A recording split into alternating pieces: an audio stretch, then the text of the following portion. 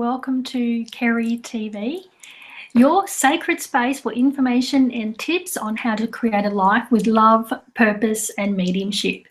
And in today's video, I'm answering a question from Whispergirl, who, after watching my last video on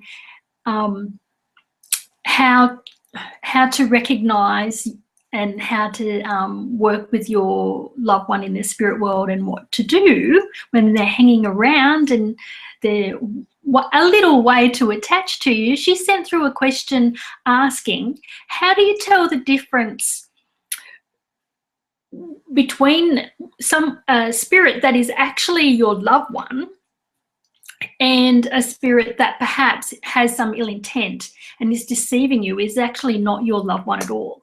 How do you tell that difference? And I've got really a couple of pieces of tips here for you. And firstly, the very first thing to do is, one, to recognize that when it is your loved one in the spirit world, the connection feels very loving. Okay, so it feels like a warm, fluffy blanket enveloping you. You know, that's how the energy feels for you. It feels like you want to nestle up in that energy and you feel loved and supported. It doesn't feel, compared to feeling perhaps a little empty. Okay, so that would be the first thing. The second thing is that I would test the energies with information. Test the spirit world with information. You know, your loved one is going to understand where this is coming from. So they're not going to pass any judgment. They're actually going to work with you in this way. So that's what I would say, is test them with information. Ask them for information that you know and you can validate, you know, and something that is in your life. You know, it might be, or something that's in your family's life that, you know, things about, you know, children, things about something in their own lives that you know, what was their favorite food, what happened at a specific time in their life. You know, test them with that kind of information. Test them with information about their family's history. You know, test them with all of that. Where did they live? What kind of car did they drive? You know, test them with that information, the information that you know and you can actually validate. Test them with that information, because your loved ones will know that stuff. Okay, so if it is a spirit that is not truly your loved one, they're going to struggle to give you that information, and you'll actually feel the resistance coming through. Then lastly, and I guess this is the biggest one and probably the hardest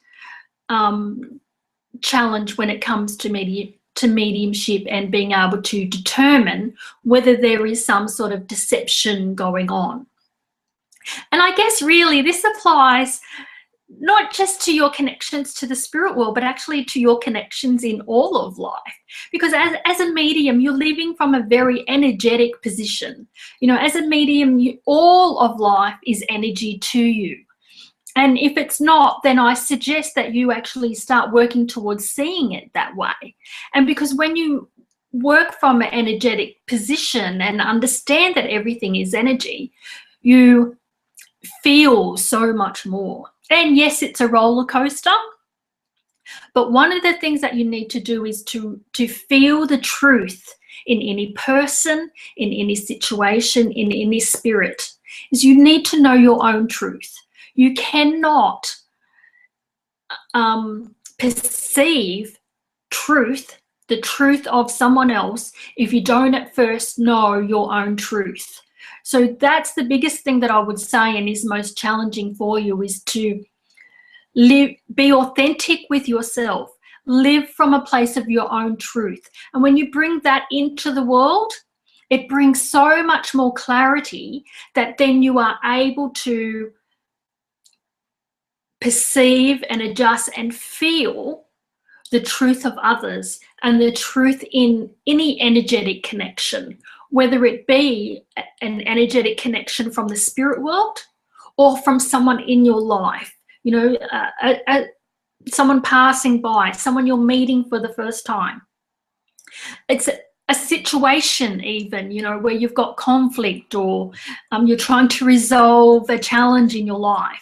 When you live from your own space, your own truth, and you know that, and you walk that authentically in your life, the energy around with you is clear. And because you know your truth and you know what is not your truth, your ability to perceive that is greatly enhanced. And that's what you need to feel.